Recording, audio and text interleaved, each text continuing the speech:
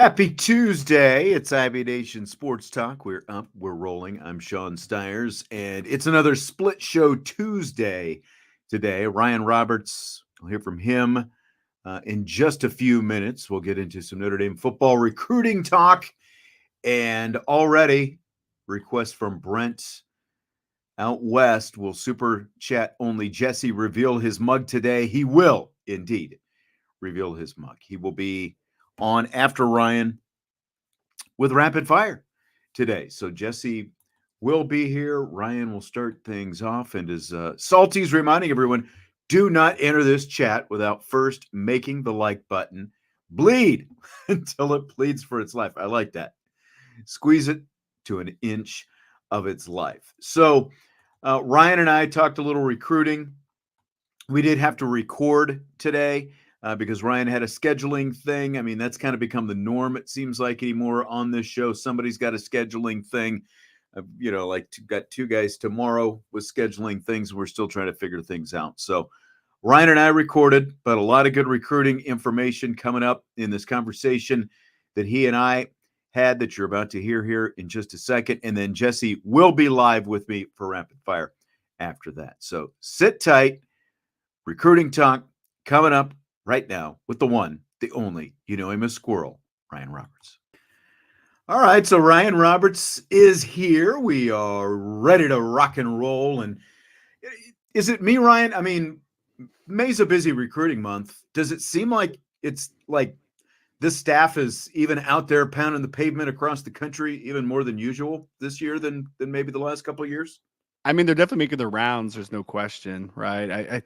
It's such a weird time of year, though. I know we were talking about this a little bit beforehand, but it's like, you had the blue gold game, and you have guys visiting campus nonstop, and then in June you're going to get the official visitor frenzy of kids coming to visit Notre Dame for the 2025 class. But like May is a lot of just evaluation period, right? Like it's a spring evaluation period. Coaches are out, and there's going to be an offer here extended, an offer there extended. But like for the most part, it's a little tough to come up with content consistently, man. If we're being honest, like it's not the easiest thing in the world. So gotta get a little creative this time of year. And but I hope, Sean, I hope people are still getting a lot of great content from Irish Breakdown. I feel like we're still putting out great content. I don't know. Man. I don't know. Yeah. Yeah.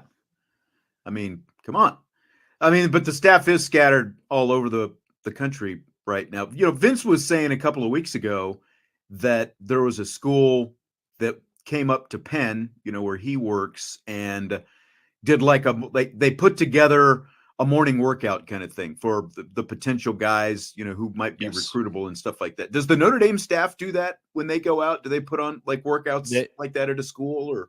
Well, so every so often there are schools that have kind of their, I forget what they call it. They don't call it a camp, but like it's like a workout exclusive thing where they invite a lot of kind of teams. Sort of something like that. So they usually have a bunch of programs that come out at like the same time to come watch these demos of like players working out and on the field and that type of thing. A big part of this evaluation period, because obviously communication is very limited because they're mostly talking about the 2026 and 2027 guys. Of course, they're still visiting 2025s, but like for the most part, there's a lot of 2026 kids that are in contact right now. Sure. But they can't reach out to schools first on phone calls and such until their junior year starts, right? So like they're still in like that weird window. So now what happens is coaches can come, they can watch them. It's kind of creepy, honestly, when we think about it. It's really very, very creepy because they're not allowed to talk to these players in person. So they talk to the coaches, they talk to the principals and like the members of the school as far as like the hierarchy, and then they'll watch the workouts is like a big thing. So like I was just talking to I've talked to so many kids. Which kid said this? It was probably out on Irish Breakdown pretty recently. I'm honestly trying to remember who said this, but there was a kid. Oh, it was Rodney Dunham, who is a defensive lineman out of North Carolina, 2026 kid. So Al Washington was out there and Al Golden was out there as well. And they watched him work out, right? Like, so they watched him work out. I think they may even saw him play baseball for a little bit because he's a big time baseball player. So like, yeah, seeing these kids in person, working out on the field, it's a big part of this evaluation process because you want to see how a kid's developing physically, how they look on the field, all that kind of stuff goes into the evaluation process, obviously. Okay. So looking at this 25 class, I think is it 20 commits they're at right now? Does that sound right? 20 today. 20 today. Yes, sir. 20 commits. So Yep. with that many, we decided we're going to talk a little bit about some of the high priority that, Yes. that Notre Dame has to sort of finish off this class, to fill it out. So let's start with this. Is there a player or position group you would put at the top of that sort of must-have list? Well, Sean, if anybody had tuned into my recruiting hour show on Monday, I had a long talk about 2025 wide receiver recruiting and a Here we little bit go. of anxiousness I have in that group right now because Uh-huh. you have 3 committed right now, but it's still one of those situations where you have 3, I think, quality depth pieces that are already committed in the class, but you don't really have a headliner right now, right? Like you don't have that headliner. So seeing how Notre Dame finishes off this wide receiver group, there's obviously they're going to get to 4 wide receivers. There's a chance that they could get to 5 if it is the right combination of the last 2 that they want. So I am very anxious to see wide receiver recruiting, how it ends, because right now, if Notre Dame ended, and again, this is all due respect, I'm going to be as respectful as possible. Sean Terry, gadget player committed in the class that I like. I think he's a really good space player, not a high volume guy though. Jerome Bettis Jr., we know that situation, right? Obviously, father's alumni. He's got a big body, big frame, but like, what's the upside with him? And then Elijah Burris is another kid that's a little bit of a boomer bust gamble, as far as coming from an NFL family and all that type of stuff, right? But so if at end of today, that would be a very underwhelming wide receiver class, in my opinion. Very underwhelming. It has a chance to change very quickly because there's a couple guys that are on the board that you're like, okay, if they get that guy and that guy, then I feel good about wide receiver recruiting in 2025. But the finish is going to determine how good we feel about this offensive class in general, because you have a big time talent quarterback. You have 2 very solid running backs committed, and you have a good 3-man offensive line class and a really good tight end in James Flanagan, obviously the son of Jim Flanagan, former Notre Dame player. It has a chance to be a good offensive class, but it really hinders on the finish at wide receiver. That's where my anxiousness comes with this class. Okay. So where does Derek Meadows fit into all that then, do you think? He is, and I talked about this on the show, he is in a weird situation because Notre Dame was the perceived one of the top 2 for him for a long time. It was Washington, it was Notre Dame. When Kalen DeBoer left Washington for Alabama, that would made you assume, and I think that you could safely say this, was that Notre Dame was probably the front runner. But front runner in the sense of there was no rush, and Derek Meadows was still wanted to let the recruiting process play out. Then he goes to battle Miami down in obviously in the state of Florida, and he balls out. And then who comes, Sean? All the SEC schools. Here comes Alabama. Here comes Tennessee. Here comes Georgia. Here comes all these dudes, right? All these great programs. And now because Notre Dame is still one of the leaders for Derek Meadows, and they have an official visit with him, and he visited campus a couple weeks ago. But you are now battling Alabama, who, by the way, has Kalen DeBoer, who I just talked about. Washington had a nice little insight into that one. Georgia, Tennessee, some of these big-time programs that have done, like, let's be honest, they've done a better job of developing wide receivers than Notre Dame has, just flat out, right? So there is a battle that needs to ensue down the stretch, but I consider him a must-get. And it's not a traditional must-get as far as day one, Derek Meadows is a stud in 2025 the second he's on campus. He very well could be, but it is a must-get because of the wide receiver board currently. There is one player that I would say if he hits and he's developed properly could be a superstar, like legitimate superstar.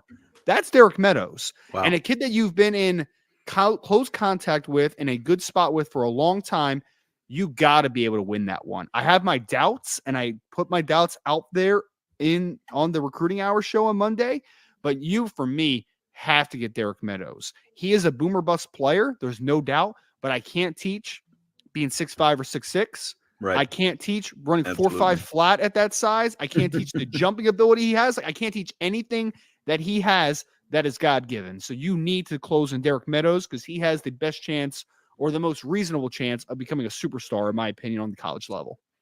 Okay. So then if I look kind of at the rest of what's out there, a big-time stud linebacker kind of feels like a priority. I know that there are a few of them that Notre Dame is in on right now. I mean, it's an impressive list. There's no doubt. So, like, as you currently stand today, Notre Dame has 2 linebacker commits in the class. Hawaii linebacker Josiah Kia, who of course Notre Dame fans know because Kahanu Kia is on the football team. And what do you have? 12 tackles during the Blue Gold game. Yeah. Like, he was fantastic, right? So, you have Josiah Kia in the class. You have Anthony Sacca, who's St. Joe's here in Philadelphia, Pennsylvania. Tony Sacca, former Penn State quarterback, is his father. I really like Anthony Sacca a lot, but you have put yourself in a position. Notre Dame passed on a couple really talented linebackers, in my opinion. Really talented linebackers. They passed on Antoine Delorier. They stopped recruiting Christian Jones out of Omaha West Side in Nebraska because they said this small linebacker board is the players that we want, and we are going to focus there. There's 1 to 2 spots potentially open at linebacker, and you are going for some absolute potentially elite recruits in this class. I mean, Nathaniel Owusu-Boateng has a claim as potentially the best linebacker in this class. Noah McHale out of California has a chance. And by the way, Nathaniel Owusu-Boateng, pretty famous Notre Dame brother for people that don't know out there, right? So JOK. you obviously have that. Noah McHale, California linebacker, who is one of the best linebackers in the 2025 class, again. You also are in a decent spot, or good spot, I would say, with Madden Ferriamo, who's another California linebacker. And then they're also recruiting Gavin Nix out of IMG Academy as well, the same school as Nathaniel Owusu-Boateng, which is obviously a great program as far as putting out next level talent. It's a vocational school for future NFL football players, basically. That's basically what IMG is. Right. So that's an elite group, man. I mean, Gavin Nix is probably the worst of the forward. He's a good player. I mean, he is a top 100 player by a couple different platforms, right? So you have put yourself in a position where you are picking from a very small linebacker board. That doesn't mean that it won't end up being great, but you know what that means? You have less shots there, right? Like, there's not a lot of guys to pick from. Right. So if you passed on Antoine Delorier and you decided to not recruit Christian Jones anymore, who's a very good linebacker in his own right, that tells me that you think that you're going to get 1 to 2 of that elite group, and Notre Dame needs to land at least one of them for me to feel good about the linebacker recruiting, because I feel solid to good right now. I think it's a good 2-man class as we stand today. It has a chance, though, to be very good if you land at least one of those guys. I'm curious about Josiah Kia. Do you know if he's going to end up going on a mission like Kahanu did, or where that stands? So when we had him on the podcast, he was undecided at that point. So I think the plan is, if he does, I think it's going to be similar to Kahanu in the sense of, let's go to school 1 year, let's get our legs on campus, and then maybe take one down the road. So I don't think there's anything that's been overly decided on that fact, but I think it would be a similar process to his older brother if he does choose to do that. Yeah, because I mean, it just feels like it's even more of a priority if he does end up going, because you're going to lose a guy for a couple of years. Exactly. Yeah. And Sean, I've always talked about this. When you have a strength, you need to keep a strength, right? And Notre Dame has recruited linebacker as well as just about any program in the country the last few years. I mean, you can look back at the 2023 class, obviously, of Drake Bowen and Preston Zinter and Jaden Osbury. You can look at 2024. You got a guy like Kingston Villiamoasa. You need to continue that. I mean, you can even go a little bit further back and go to the Joshua Burnham, class, Jalen Snead class in 2022. So they've been recruiting linebacker at a high level. And Notre Dame needs to keep that a strength. Keep that a strength overall, right? So I think keeping a strength is a very positive thing. And then also the other side of it, which is not a pleasant conversation for Notre Dame fans, is Notre Dame has plucked a couple linebackers and played them at Viper over the last few years, right? So if your Viper recruiting doesn't get any better either, which I have major question marks about, maybe a Madden Ferriamo ends up being your Viper in a class when all is said and done, right? So I think that you need to continue to recruit that position well, because you have, and I think you need to keep a strength at the end of the day. Sure. I believe they've got a pretty fair amount of guys in the secondary committed for the 2025 class, but do they still need to kind of solidify that haul there?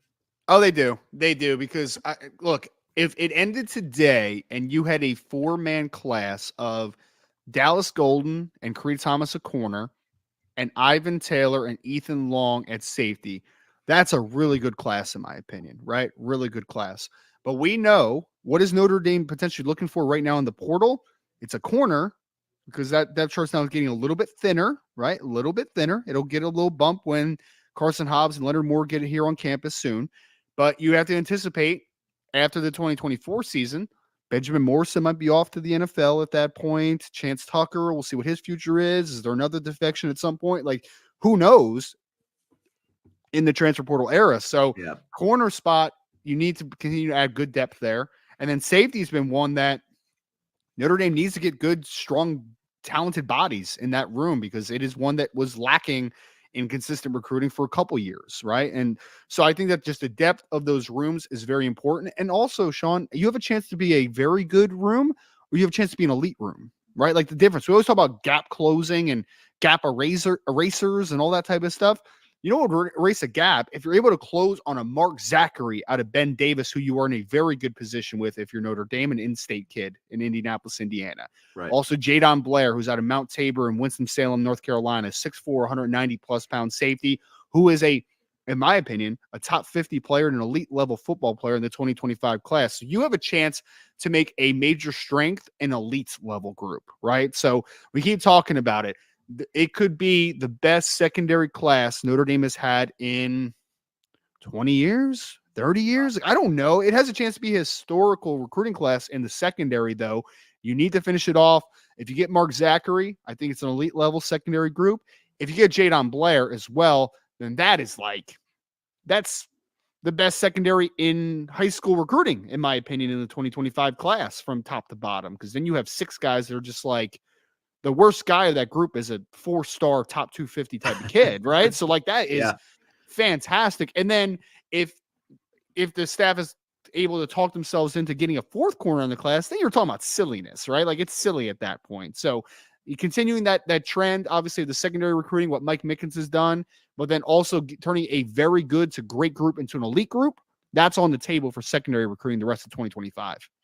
What about defensive line? Like, major question mark, right? Yeah. It's a major question mark because as of today, you have what I think is a solid to good class, right? You got Christopher Burgess as a Illinois kid. He's out of Simeon in Chicago, who's very talented. They have Joseph Reif in the class. They have Davion Dixon in the class. They also have Dominic Hulak, who can play some Viper, although he's a hybrid player, and that's kind of what he's been recruited as. So, like, there's a lot to like there. There's a good amount to like there. But Sean, like, they missed on a couple guys. Let's call it what it is, right? I mean, like, you missed on Damian Shanklin, who's an in-state kid in the state of in the city of Indianapolis. Like, you missed on that kid. You also were late to the party with Javion Campbell, who is a fast riser and probably going to go to the SEC somewhere out of the state of Kentucky. You also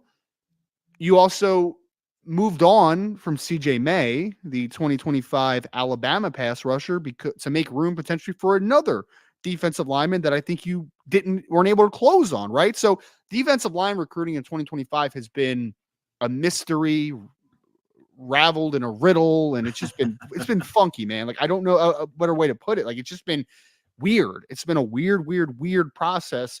So I'm curious to see. We saw like Jalen Wiggins, who's the defensive lineman out of Florida that has been committed to the University of Florida since January, offered by Notre Dame recently.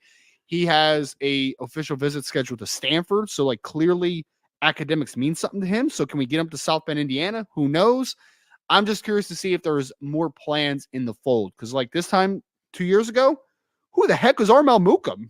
Never heard of that guy before. Right. Like you never knew about him, right? And then last year, not until like September did we know the name Nandi Agboko, who they almost flipped from Georgia. At least they were in the running to flip from Georgia. He ended up sticking with Georgia. But regardless, this recruiting staff under Chad Bowden has shown that they are willing to evaluate and find players later. Even Brandon Hillman, a couple years ago, I know it didn't work out with admissions after he signed, but he was still a guy that they found later in the process. So defensive line recruiting, I'm just very curious to see how this staff handles it. We're in the evaluation period right now. So I'm hopeful that they're going to be out looking, continuing to keep their eyes open, and developing those relationships, because who knows who you can potentially flip down the road or in the end of this thing. Yep. Still time. Still quite a bit of time. A lot of time, man. I mean, what are we in May right now? I don't even know what month it is anymore. We're in the month of May, and we're still like, 6 months away from National Signing Day? Like, a lot can happen from now until then, man. It's going to be wild. Yep. Absolutely. All right. Well, I just saw, Ryan, that you had some intel that you put up on the Champions Lounge, so people can always go there and check that out. A lot of different detail about where some of the coaches are specifically and who they're Yes, seeing sir. and stuff like that, right? Yeah. Oh man, they've been out to see a lot of great football players, man. A lot of great ones. I have a couple updates that have been on Irish Breakdown and on the message board as well. Thomas Davis Jr., who I know a lot of NFL fans know. Thomas Davis Sr. is pretty dang good football player himself, right? So they've been out to see him. They've been out to the state of Florida. They've been visiting a couple IMG kids over the last week and a half. So guys like Zach Fort is a player that I have a little bit of an update on as well. I mean, they're rocking and rolling, man. Javion Mallory is a kid a running back out of the state of Florida. All these kids are 2026 kids that I'm talking about, by the way. So they've been out and about, man. So yeah, Boris at irishbreakdown.com for anybody that wants the latest recruiting and team intel as we continue to get it throughout the rest of the year.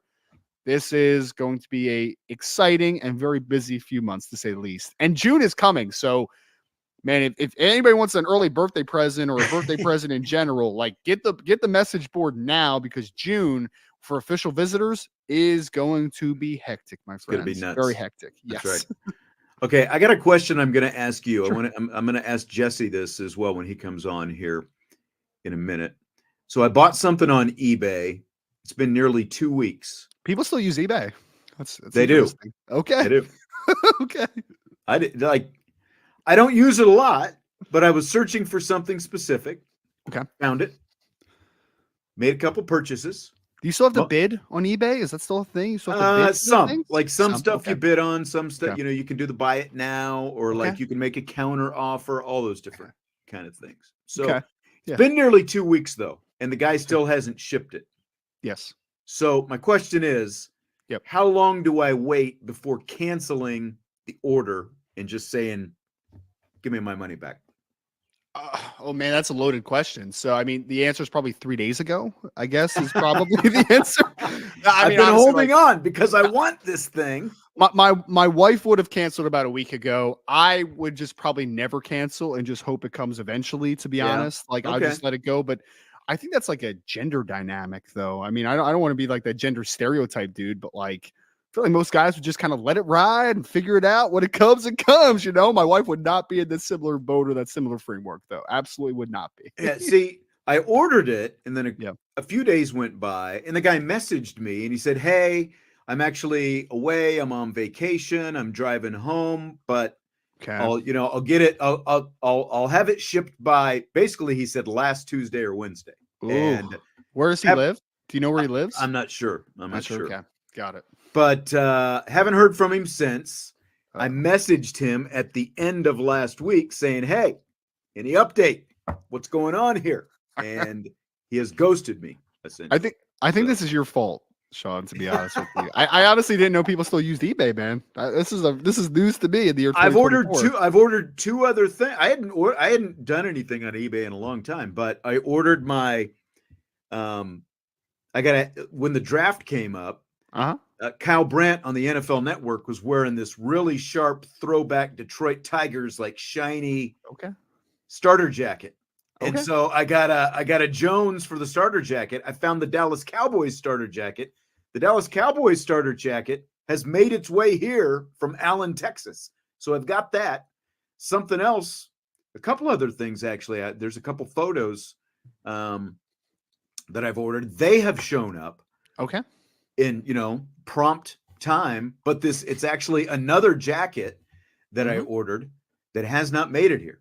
And I really want this jacket as well, but it's starting to annoy me that we're going on, again, it was like right around NFL draft. So we're going on 2 weeks into this week. Was Amazon not an option?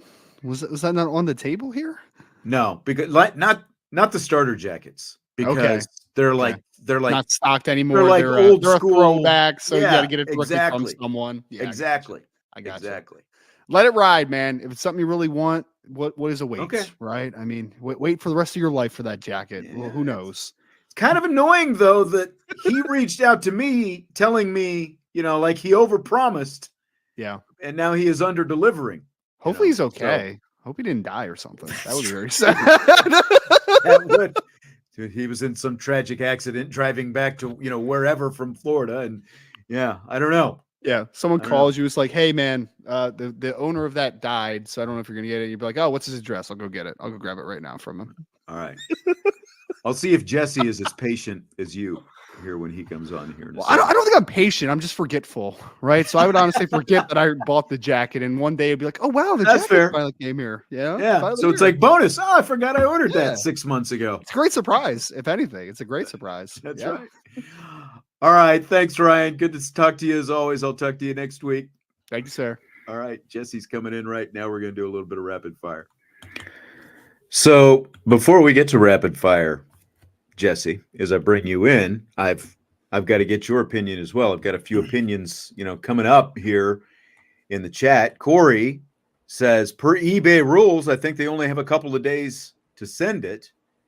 And Spark5219 says, big red flag. Get your money back. Now, these are vintage starter jackets that I ordered. That's why, like Ryan was asking, well, why can't you just get it on Amazon? They're used, they're vintage, but they're in good shape. So these are like, again, these are like late 80s, early 90s, like the silky, shiny looking starter jackets. What do you think?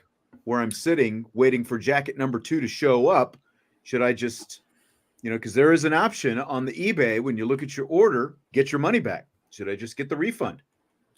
So I liked Ryan's thought process. Actually, I'm more of a wait person because the reason why I say that is I've used Poshmark before, which is a very similar platform to eBay. And I've been the guy who's taken 2 weeks to send something to someone before because of, a multitude of things just happening, forgetting about it, not having packing materials, being out of town, whatever it might be. But then on the flip side, I've had people who have taken 2 to 3 weeks to send me something on Poshmark. And the thing is, at least on Poshmark, after it gets to a certain timetable, they'll automatically cancel the order and just refund you. So like, why not just let eBay cancel it out and refund you if they're not going to send it? You know what I mean? Like, it doesn't do you any harm. You're either going to get your money back regardless of if you cancel it now or if eBay kind of ends their timer and says, enough's enough, you've taken too long, we're going to void the transaction. Right. So I just let it ride out. John says, file a complaint with eBay. Ryan says, imagine living in the 80s. He didn't include heading for the wild, wild west. But Eric says, just threaten to give him a bad review. You'll probably get the package within a week. That's with extra stuff in it. That might just be the way to go. Because, again, this guy, what he told me, a few days after I had placed the order, a few days went by. Usually you get, some kind of confirmation of the order and all that kind of stuff, having bought a few things here recently. But he messaged me and said, hey, I'm away, but I'm heading back home. I'll get you the order out here. He said it was going to be a week ago that it was going to be shipped. Still no ship. I reached out to him before last weekend and said, hey, how about a little update on the delivery here? Total ghost job that I've got. So I don't know. I feel like maybe threatening the bad review might be the way to go at this point. Say, hey, what have I got to lose? Because I can always just ask for the refund if I want the refund. That's what I mean. Yeah, I would say, hey, I'm waiting 2-3 days max. If you don't send it, then yeah, I saw that. I like the Ryan replay. Or send him Jesse's huddle highlights. He might get scared quick. I would just give him an ultimatum and say, hey, it's been 2 weeks. Can you please send this in 2 days, or I'm gonna have to leave you a bad review. Yeah, and get my money back. And get my money back. Jesse, are you ready for rapid fire? That's what I'm here for, so we might as well do it. Let's do it. We'll start with this. A couple questions have popped up in the chat that I like, so we'll get back to those here. And, of course, you can throw some questions up in the chat if you want. Just remember, I answer anything that's a super chat. We established this last week. Right. As uncomfortable as it might be. Fill in the blank. The most underrated thing Marcus Freeman has done since becoming Notre Dame head coach is blank. I think a lot of what I'm going to say falls under the bigger umbrella of culture, but I think the main word I'm looking for is has enhanced relationships. His relationship with players, his relationship with the media, and his relationship with his fellow coaches, I think has led to a more harmonized program at the end of the day. Like, look at how many players have transferred out over the, especially this season and last season.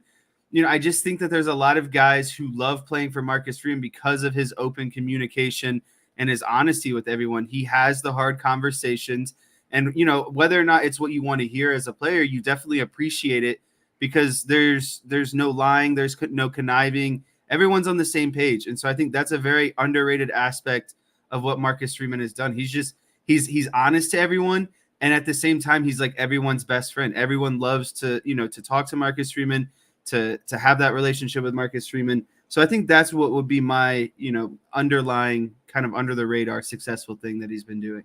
Yep. That's a pretty good one. Ryan says accountability. I think that's part of what you're talking about there as well. But it's you do wonder if the previous head coach was still here, what this transfer portal might be looking like right now. Whereas they had 2 guys go into the portal at the end of the spring. What would that look like? How different would that look right now? I think it's a very good question. Mine is more on-field related, but I do like your answer that you gave there. To me, it's winning 9 games with Drew Pine and Tyler Buckner as his starting quarterbacks in season 1, because you look, Pine won 3 games against ranked teams, and 2 of them were away from Notre Dame Stadium. One of them was at Syracuse. The other, of course, was the Shamrock Series game against BYU. BYU's first loss of the season. Syracuse's, I think, first loss of the season, if I remember right. But, they combined to win 9 games in a season, and then they combined to play in 4 games last season when they each went to new schools. And neither one of them, of course, is playing for those schools anymore. One of them's not even playing football anymore. He's playing a completely different sport right now. So I think now you can look at the other side and still you can still say, hey, they should have beaten Marshall in Stanford. That's absolutely true. But I do think that in a first season with a first-year head coach and what they had playing quarterback, and the fact that he won 9 games with those guys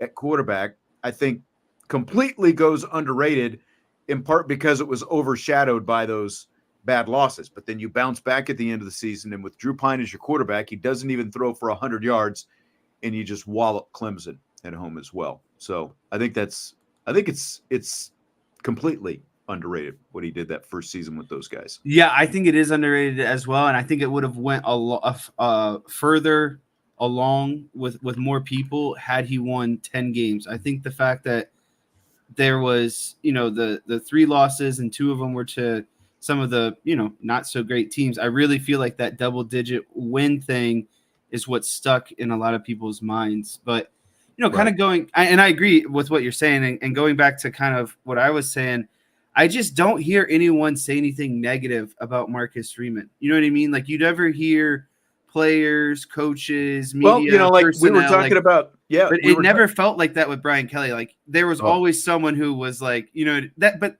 I feel like that's a big difference in running a program that is just honest and has a lot of integrity, accountability, kind of what Ryan was saying. I think, like I was saying, that all kind of falls under the big umbrella of culture, in my opinion.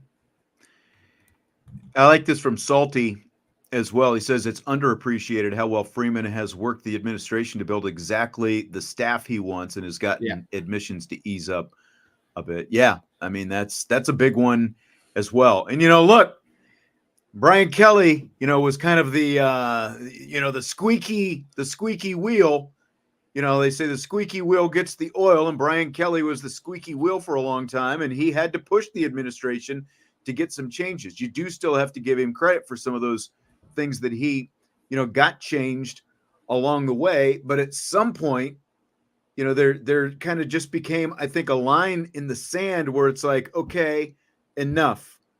Are you going to win a national championship or not? Because that's still the goal here. And Brian Kelly definitely got to that point where it was just best for both sides to move on. And where Marcus Freeman is now, has Marcus Freeman maybe benefited from basically not being Brian Kelly, and having a different kind of demeanor and personality? I think you can make a case for that, for sure. Michael says, when no one criticizes a head coach of Notre Dame, that is successful, and that is a huge accomplishment. And, look, Freeman has had some criticism, but as Vince and I were talking, I think it was almost 2 weeks ago, we were doing the stock up, stock down thing, whose stock rose the most. And we started off talking about Marcus Freeman. This is the time of year, the last couple of years, where Freeman's stock has climbed the highest because you're in the off season. All these other things are going well. He continues to stack good recruiting classes, and just that natural charm, that natural personality that he has, rises to the top. But let's not forget, when he's been in season the first couple of years, he totally got a free pass that first season because of the transition and maybe part of, who he had at quarterback and that kind of thing. But he got more criticism last year, for the 10 men on the field at the end of Ohio State, for laying a complete egg against Louisville, and for really barely showing up against Clemson as well. He definitely caught more criticism last year, but he finished off with bowl wins both seasons. And he's done very well in the transfer portal. Again, he's done very well in recruiting, and that has helped his stock rise back up after maybe a little bit of a lull during the season. It's right back up in the offseason as well. He knows the right buttons to push and things to say, and things continue to go well for him. But I think there's gonna be a little bit more sort of pressure ratcheting up as it continues into year 3. Herrick brought this up. We talked about this a little bit on yesterday's show when we were talking about the quarterbacks. He says, can you compare Brian Kelly's best 5 quarterbacks to Marcus Freeman's best quarterback recruits? Some people don't understand the difference Freeman has made on the recruiting trail. I mean, like, Brian Kelly's best 5 quarterbacks, I mean, theoretically, Brandon Wimbush was supposed to be one of his best 5 quarterbacks. He had a pretty good season in 2017, and then obviously accuracy became a major issue. So, I mean, Kelly had some success recruiting quarterbacks, whether it was Everett Golson, Brandon Wimbush, Deshaun Kaiser, Phil Jerkovic, Malik Zaire, but they all ultimately performed at different levels. I think what's interesting, because Kelly had been there for 12 years by the time he left. What I brought up yesterday, look at the last 5 quarterbacks that Kelly brought in and the first 5 quarterbacks that Marcus Freeman has brought in. Kelly's last 5 quarterbacks: Drew Pine, Tyler Buckner, Brendan Clark, Steve Angeli, and then, of course, Jack Cohn from the transfer portal. Freeman's first 5 quarterbacks: C.J. Carr, Kenny Minchie, Deuce Knight, and then Sam Hartman and Riley Leonard from the transfer portal. Is there a little bit of disparity in that list of 5? There's a big disparity in that list of 5. And big disparity. Yes. And that's a program change. I mean, that's a game changer right there. When you look at those 2 lists, the last 5 quarterbacks under a 12th year head coach like Brian Kelly, the first 5 quarterbacks under a going into his 3rd season head coach like Marcus Freeman. Huge. Do you remember how good Gunnar Kiel was supposed to be? Oh, yeah. Yeah, and that's another good one. Gunnar Kiel was supposed to be all world and transferred, and, unfortunately for Phil him, Jerkovic. Yeah. Yep. Absolutely. Okay, so fill in the blank. It's blank that Marcus Burton didn't make the 78-man cut for an invitation to the NBA's draft combine. Yeah, I think that this is not overly surprising. And I think the only hesitancy I have is that this NBA draft class comparatively isn't as strong as maybe what we've seen over the last, 2, 3, 4, 5 years. But it's still not overly surprising to me because, he's undersized. He was a true freshman. And I think there's just more opportunity for his game to grow at Notre Dame than being in the G League or wherever it might be on the low levels of the NBA. I actually think it's better for his game to come back to college and potentially be a lottery type pick because, first of all, he's going to make probably more money with NIL than he would in the G League. He's going to be close to his, family and friends. He's close to his hometown. He's going to start. obviously. He's going to play a lot, obviously. And he's going to be the face of a program that's trying to climb its way back into, legitimacy in the NCAA basketball world, right? And then on top of that, like, you're helping Micah Shrewsbury rebuild this program. I know that's not what it's all about, but when you factor all those things in, I think you're going to get more of a spotlight if you can be successful in this role at Notre Dame than you would, again, being in the low levels of the G League somewhere. Like Blake Wesley, more talented than Burton, and he's still, not necessarily a guy that's, an everyday starter in the NBA, right? And so that, but he's also a freak athlete, and that's why he got to the NBA as quickly as he did. And that's the thing. Burton, again, undersized. I think he's got to be he's like 5'10" without his shoes on. Like he's probably the smallest guy at the combine. And yeah, like you said, he's not gonna jump crazy. He's not gonna jump crazy. His speed's not gonna be crazy. It's just he's very relative in terms of his athleticism. So I just think he needs to allow his game to develop and be on the stage at Notre Dame. And that's it. Just continue to develop. Just because the answer is no now doesn't mean it's the end. There's still a lot more that Marcus Burton can do. He's just got to, realize that you might want to play in the NBA. All these guys want to play in the NBA, but it's just not your time right now. And there's still a lot of development he can get by coming back to Notre Dame and completing this deal now. Because like Tom Noy and I were talking about this last week, and you mentioned some of it. The size is a factor. And when you're that size, you have to have plus tools, plus skills in at least a couple other areas to make up for that. Like it's like an MLB player that's slow. You better be able to hit some freaking home runs if you're going to be running slow. Exactly.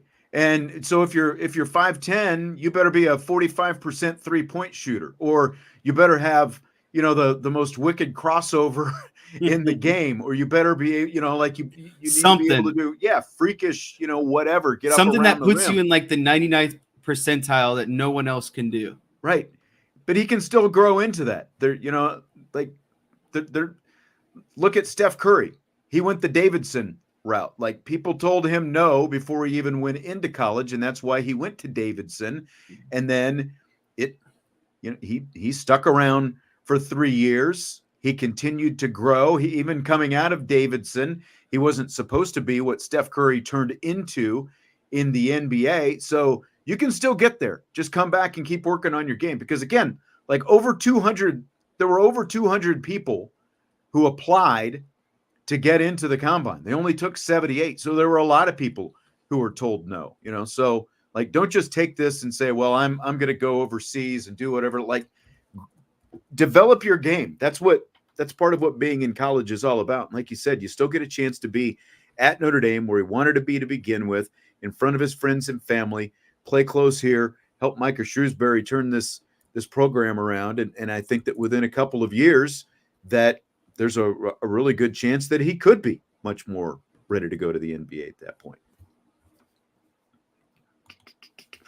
Wanted to go back. Herrick, how do you feel about recruiting in Australia for a punter? Seems like we landed potential gold. I mean, you get a guy who is physically developed, who is an adult man now at this point, at 22, 23 years old, and James Rendell. He played Australian rules football, and he's been working on it for a little while. I think it is a great route. And, we rattled off last week when we talked about this, all the guys, like, I think it is the last two Ray Guy Award winners have come from Australia. They've been Australian rules football guys who have come from this Pro Kick Australia, the program that's training these guys to come to America and be punters. So, like, I think it's, it came fairly unexpectedly to most of us, but I think it can end up being really big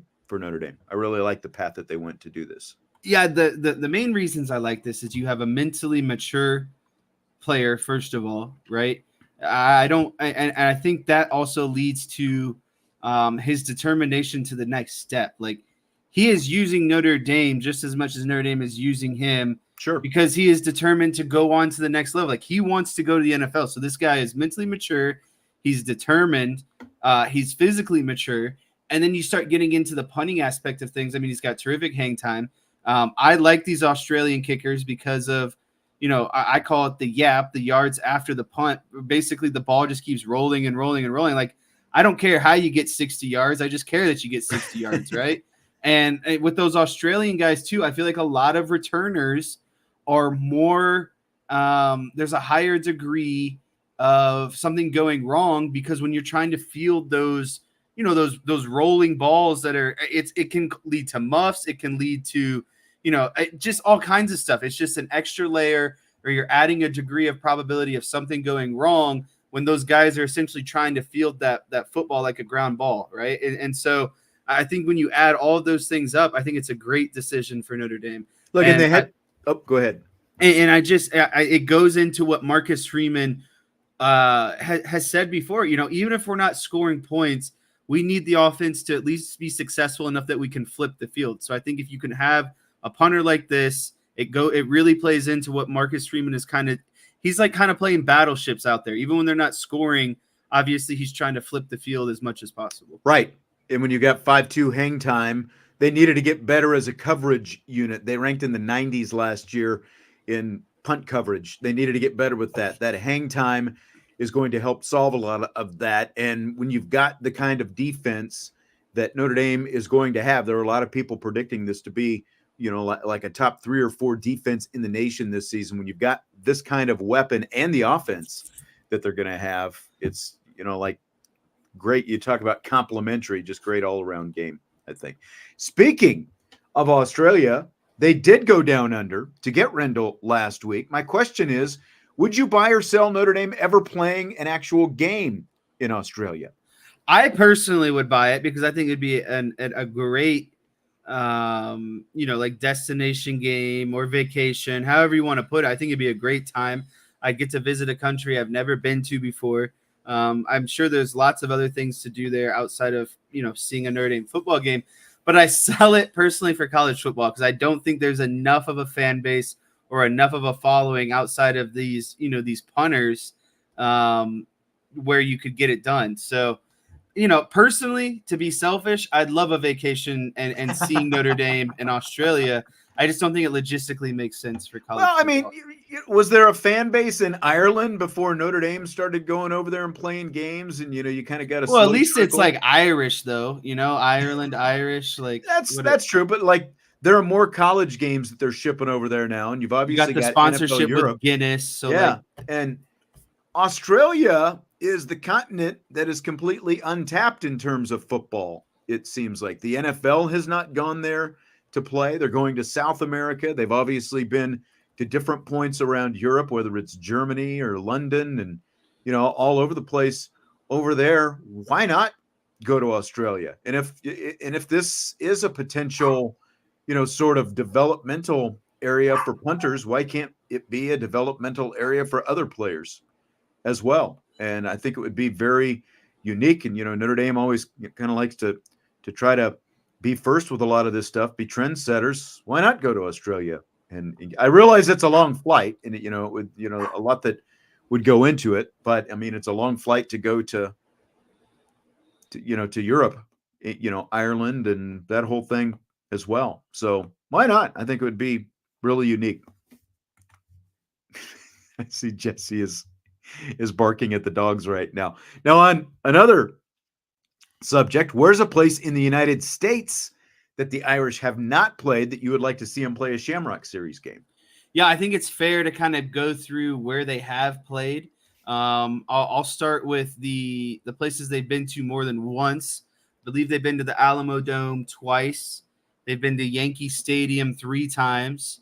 They've been to FedEx Field once, Soldier Field once, AT&T Stadium once, Lucas Oil Stadium once, Fenway Park once, and then the most recent one, which was Allegiant out in Vegas. So you kind of remove those ones. I came up with 4, and I think the last one is more fun because of selfish reasons.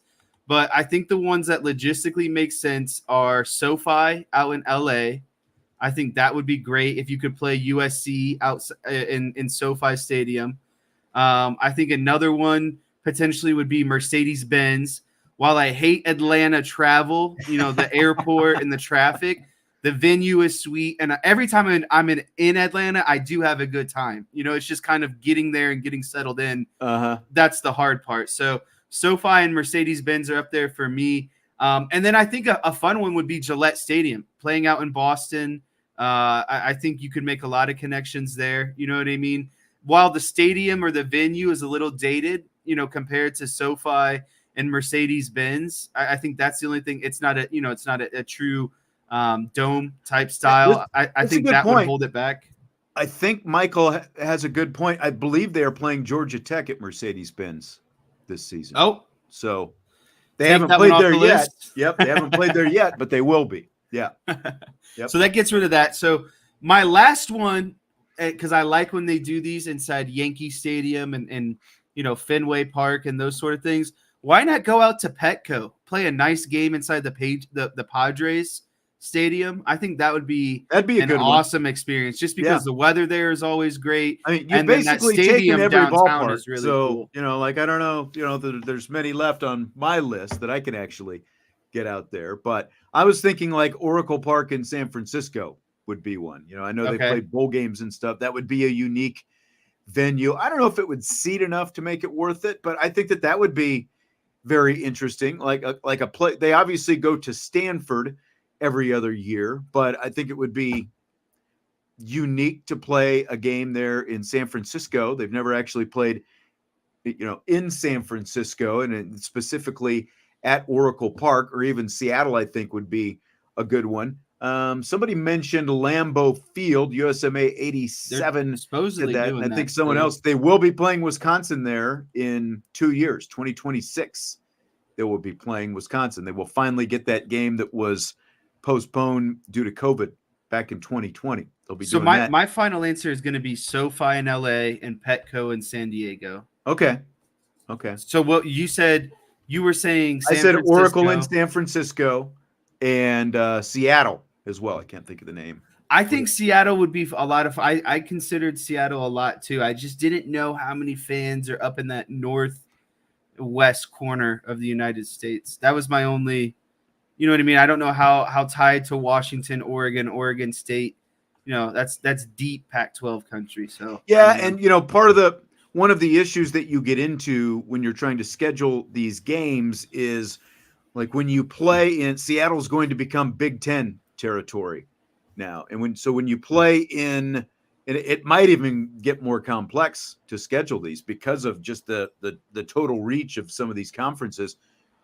You're subject to, like, when Notre Dame plays a Shamrock Series game, like they're going to play Army at Yankee Stadium, that game will be on NBC. It's basically a Notre Dame home game, for those purposes. But like when you get in, like, remember when they went to Arlington, for example, when we went down there, when they played Arizona State, well, it had to be Arizona State and not one of the Texas schools that you played there. Otherwise you would have been subject to the Big 12 TV contract and they would have taken it over. So that comes into play when you're trying to schedule some of this. Let me ask you this. If Notre Dame were to play Michigan, and they brought back Michigan for like a season or two, and they did, basically a home and home, like they did with Ohio State, and how they're going to do coming up with some other schools.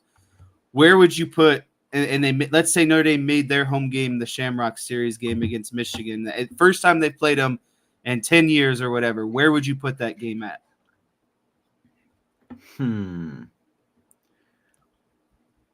I would probably wait until the new Bears Stadium was built and play it there, if they ever do that. I know that there's already some snags in that big proposal that they came out with a couple of weeks ago. But that would be, because I think that would be,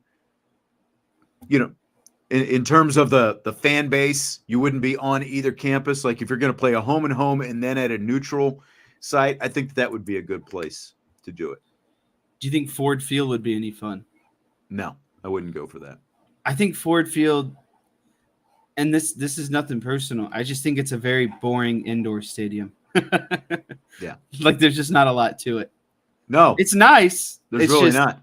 It just reminds me of Lucas Oil in a lot of ways. Like it's nice, but it just feels like it's a big old rectangle with not a lot, going on inside. Yeah, and it's down underground as well. It doesn't protrude up top and that kind of thing. Comerica, like, would that be? Do you like doing the football games at the baseball ballparks? I think if the venue is really cool, I think it's a lot of fun. Like San Diego would be beautiful in September or October. John suggested Vegas. Remember, they played BYU in Vegas already, so they've already been there. But, because we said a place in the U.S. that they haven't been. But I would imagine they'll end up going back to Vegas at some point. That seemed to be a trip LA, that everybody I'm liked. telling you, they're going to play USC inside SoFi at some point. That would be. I mean, it would be a better venue than the Coliseum for everybody. Michael Park says Mexico. I don't see any problem with that. Now, even though, again, our question was where in the United States would you want them to play? But I think Mexico is an interesting one. There is actually a couple of reporters, I believe, who are at least originally from Mexico, who are up here covering Notre Dame home games. They've been here for the last several years. So there at least appears to be some interest down in Mexico. So I think that would be an interesting spot as well. So I'm not sure. So Kevin says, I looked at all three major platforms. I'll have Shanklin favored to Indy. What did I miss? Oh, is this a recruiting question? Well, you'll have to bring that up with Ryan. I'm sorry, Kevin. I can't answer that question. So I don't know if Ryan is still here to answer that. Brent was asking about the boards. He says, what's the status of IB memberships? Do you have to be a premium member to access the boards? Yes, you do. The boards are subscription, the Champions Lounge, the new Champions Lounge, but I highly recommend it because there's a lot going on there. So they're talking about Damian Shanklin. He's from Warren Central, Indianapolis, class of 25, edge rusher, 4-star commit. Yeah. And it says that he is 100% crystal balled to Notre Dame right now. So, okay. Again, I just gave you a lot of surface information at which a lot of people probably knew. If you want more in-depth information, I wish Ryan was still here. Yeah, if you're a member of the Champions Lounge and you can go to the new Champions Lounge and post that as a question, you might get an answer there. What are you thumbs downing for? I will never go to Lincoln Financial Field, ever. That is the last place. I'm trying to enjoy my experience there. Yeah. Indeed for Life says Busch Stadium in St. Louis. That would be an interesting That's one. a nice – I think if they would do – middle of the country, like – but what I was going to say is I'd rather do Pittsburgh than St. Louis because that backdrop at Pittsburgh is phenomenal. Yeah. They've played there a few times, though, so I don't know how unique that, because they played Pitt there when they played. I'm saying put it on the baseball field, PNC Park. Oh, okay. That would be interesting as well. So the NFL schedule release is coming out soon. We don't know exactly when it's going to be. They don't give you an exact date until they actually get the schedule completed and then come out. It basically anytime in the next 2 weeks they could release it. But the defending Super Bowl champion Kansas City Chiefs are going to get the customary first game of the season to kick it off on a Thursday night. So they have home games against the Chargers, Broncos, Raiders, Bengals, Buccaneers, Ravens, Texans, and Saints. So who should the Chiefs face in that Thursday night season opener of those options? So I am a big fan of not playing a division rival on your first game of the season, especially Me too. On a Thursday night. So I think that eliminates a third of it. So let's get rid of the Chargers, the Broncos, and the Raiders.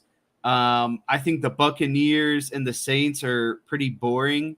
Just average teams, you know what I mean? I'm not trying to see them on my first game of the year type situation. Mm-hmm. So let's go ahead and get rid of them. And so it comes down to either the Ravens or the Bengals for me. The Ravens would be a great football game, obviously a rematch of the AFC Championship game.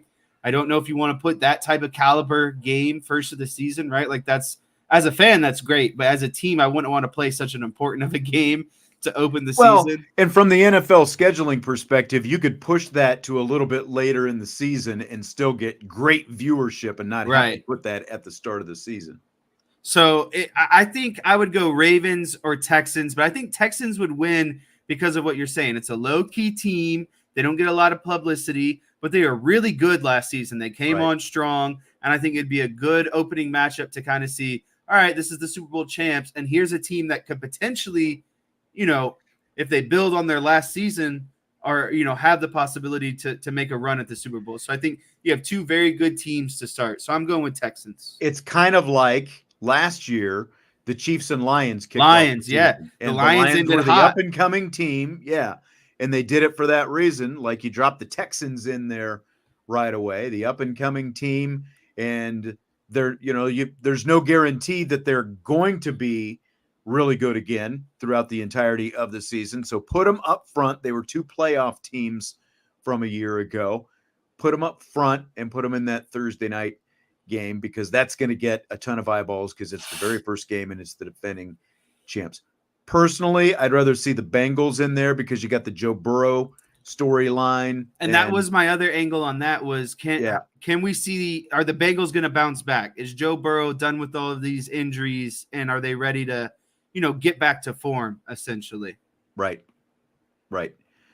I think that would be a good one, although you could easily push that 2 or 3 weeks and probably play it on a Sunday or Monday night or something like that. I've got a feeling that like Chiefs and Ravens and or Chiefs and Bengals are going to be Sunday night football games, and you'll probably get Chiefs and Chargers as a Monday night game at some point because of the Jim Harbaugh factor, and that's going to become a big new rivalry in the AFC West with Jim Harbaugh moving in. Fill in the blank. The most interesting basketball player to watch right now is blank. This was tough. I'm going to go with Anthony Edwards because, before I give my rationale, I'll kind of give you who my final four were. I had Anthony Edwards, Victor Wembanyama, Luka Doncic, and Jalen Brunson. I think Luka Doncic is – everyone knows about Luka Doncic, right? Like he is who he is. He's been a face in the league. He scores a lot of points. Okay. Jalen Brunson, I think he's really interesting because he's come on really strong with the Knicks. What he's done, these last 4 playoff games, 40-plus points in 4 straight. Like only, 7 or 8 guys have done that all time, including MJ and LeBron and, some of the other great ones. But the thing about Brunson, he's just a little bit old, and so it's like I don't know if you want a guy that's a little bit older to kind of be your exciting player. Victor Wembanyama is really interesting because he's just so big. Like the amount of blocks that guy gets, and then his ability to shoot the ball. He can dribble like a point guard, even though he's over 7 foot tall. But I think Anthony Edwards is ultimately the guy because he reminds me so much of Michael Jordan, just like the competitive trash talking all the time and constantly backing it up.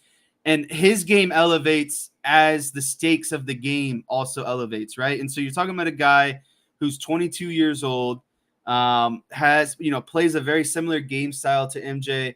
And again, just watching him in these playoffs games and then beating the Nuggets the last few nights, it's just like, and in the first round, beating the Suns that had Kevin Durant, it's just, he's relentless. He doesn't care who he's going against. He's in your face. He's talking trash. And I just think that's what the league kind of needs is, who is ultimately the torch going to be passed to when LeBron leaves in the next few seasons? Well, and I think it's Anthony Edwards. I mean, the league is getting killed right now because 2 of the best players in the game play in Denver and Minnesota. And of course, you're talking about Edwards, who plays in Minnesota. And I've already saw, someone today was like, oh, you got to get Edwards out of Minnesota, and all that kind of stuff. But the T-Wolves are looking like they're on their way to the NBA Finals, at least right now. I'm going to go a completely different route. Like you rattled off 5 different players. I'm going with Caitlin Clark because look at the Caitlin Clark hype train that she brought with her from Iowa into the WNBA. She made people be interested in WNBA preseason games or a WNBA preseason game a week ago. And for everyone who wanted to talk about, she needs to change her shot, needs to do all this different stuff. I think it all worked. She was crossing over, breaking ankles in that preseason game against Dallas. Now they lost, but there were a lot of eyeballs on that game. So I'm going to go with her. And now they're talking about the league is going to be chartering for the first time, and she hasn't even played in a regular season game. And all of a sudden, they're going to drop $25 million a year for teams to start chartering. Well, did you see that for the first time ever, the WNBA is doing a double header for the season opener on Disney Plus? I'm pretty sure. And I didn't see that. First time that's ever happened. And of course, who do you think is involved in one of those Disney Plus Indiana double Fever, games? Caitlin Clark. That's right. And look at all the tickets that are being sold right now. All these places are selling out, and a lot of it has to do with the fact that Caitlin Clark is going to be coming to town this season. Brunson old, he's only 27. So I was just says I'm talking like, look at, Wemby is 20 years old, Edwards is 22. Like when you're talking about like young, lottery pick players, those guys are barely 20, 21 years old. So I'm like, he's not old. I'm talking like relative to like NBA players, right? Like, yeah, he's just now getting into his groove at 27, which there's nothing wrong with that. I just think if you're talking about a guy who is, the most exciting or whatever, the current, kind of face of the game, it's not a guy. It's just a little bit younger of a guy that's, going to kind of take off still. Yep. Eric says women's basketball, Notre Dame about to be in its own level. Dynasty started yesterday, and I've seen some national people after the transfer portal and the signings. It's like the Avengers team the A squad is coming together. Seriously, they had to up it because these other South Carolina, South Carolina's already going to be loaded. USC loaded up on the transfer portal, and Niele Ivey had to answer, and she answered big time. Doesn't it just make you think back more and more to that Connecticut coach's quote from a few years ago that we've talked about? Like, get your shots in now, get us while we have some injuries. Because it's like Notre Dame's getting all their stars back. They've added, crazy talent from not only from new signings and getting some bigs, but also the transfer portal. It's like, I just think about that more. Like, that's all I could think about yesterday when all like that news kept rolling in of all these different players coming to Notre Dame. It's like, man, you might as well. I hope you got your laughs and your kicks in now, because, and that's the crazy thing is like Notre Dame still was a very like, we're talking about a team that went to the Sweet 16 back-to-back years. Like, this isn't a pushover of a team by any means, but like in terms of, obviously the end goal is national championship. So I hope that these teams, they got their shots in now, because I think the best of Notre Dame women's basketball and the Niele Ivey era is still to come. It's going to be scary because not only are you adding 2 first-team all-conference players from the transfer portal, but you're also getting a first-team all-conference / all-American player back with Olivia Miles after she missed all of last year with injury. And then you've already got, Hidalgo, as Herrick is pointing out, Hidalgo, Citron, Maddie Westbelt. Vince and I talked about this yesterday. 6 players that Notre Dame women's basketball will have going into next season have been first-team all-conference at one point in their career. You don't have enough starting spots for everyone. Yeah, and they're just going to have crazy depth in both the front court and the back court, and there's just so much mixing and matching that they're going to be able, like, they can literally run a couple of different lines of players out there, and you wouldn't even see that much drop-off. You just went, straight up. I meant to say, when we were back on, and this reminded me, because Notre Dame is going to play relentless defense, I think, with a lot of this depth that they're going to have. And that made me think of, when we were talking about the NBA question prior and Anthony Edwards, and everyone's kind of overall complaint is no one plays defense in the NBA.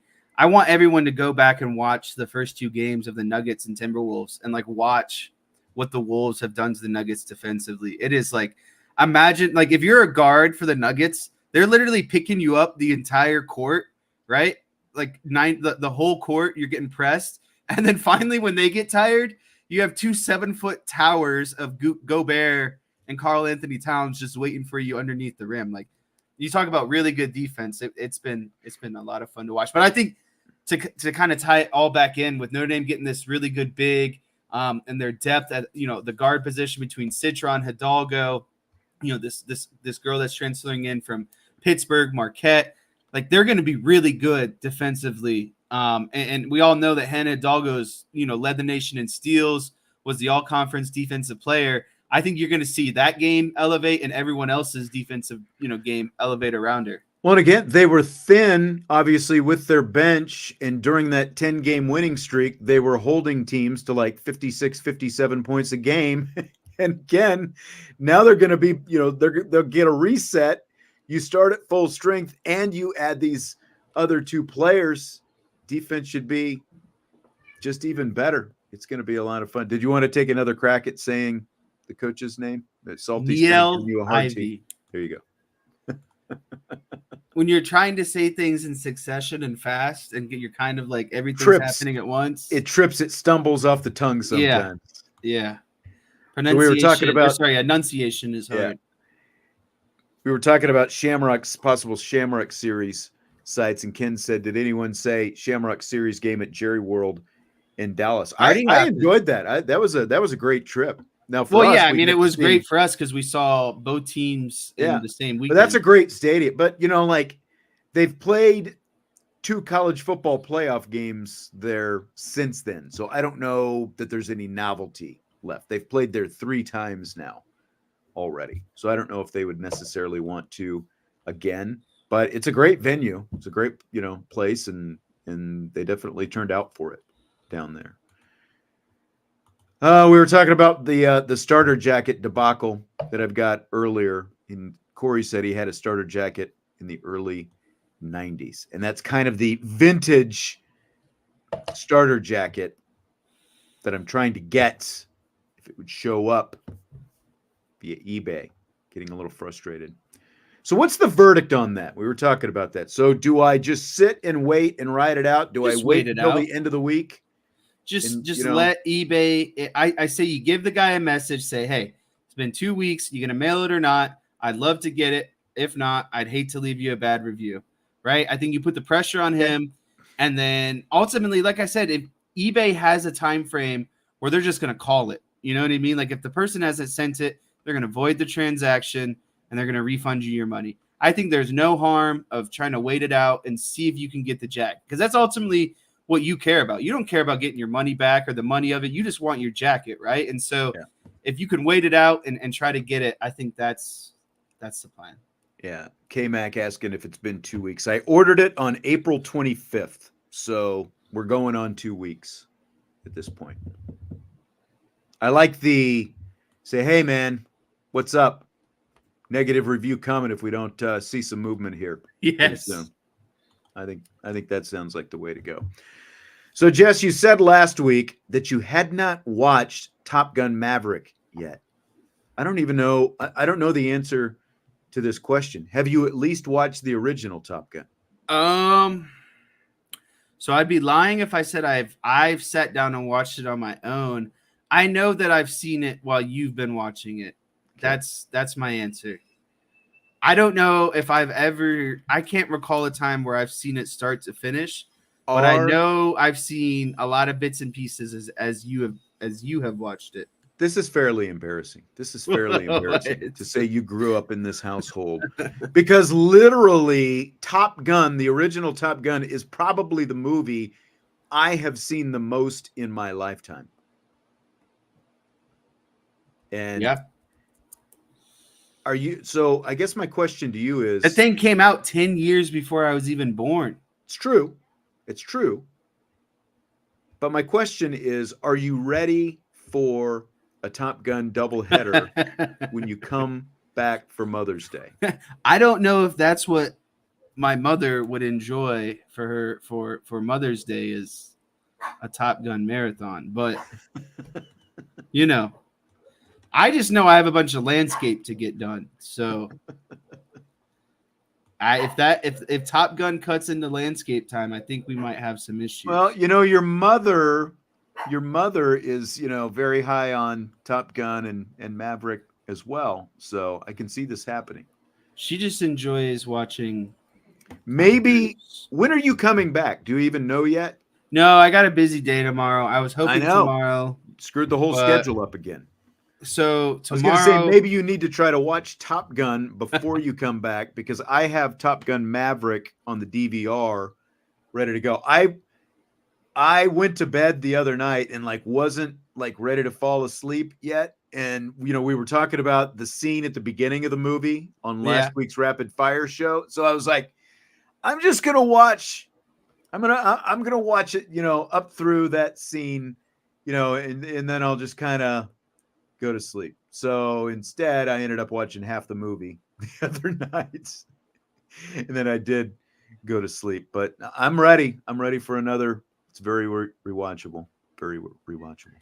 So, all right. I think that's going to do it for tonight. Appreciate everybody being here.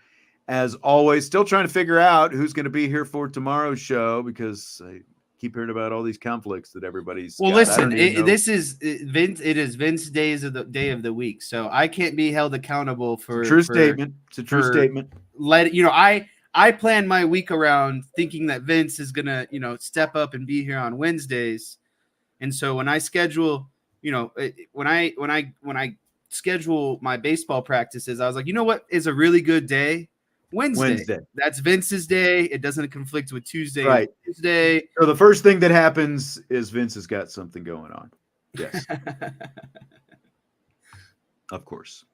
Hey, hit that like button before you leave. We appreciate you as always. Remember, hitting that like button helps us out greatly and fights our aggressor. The more likes, the more money we get paid. Algorithms. That's right. That's exactly right. So do that, and one way or another, I'll be here tomorrow. I don't know who is going to be with me, but I'll see you then on IB Nation Sports Talk.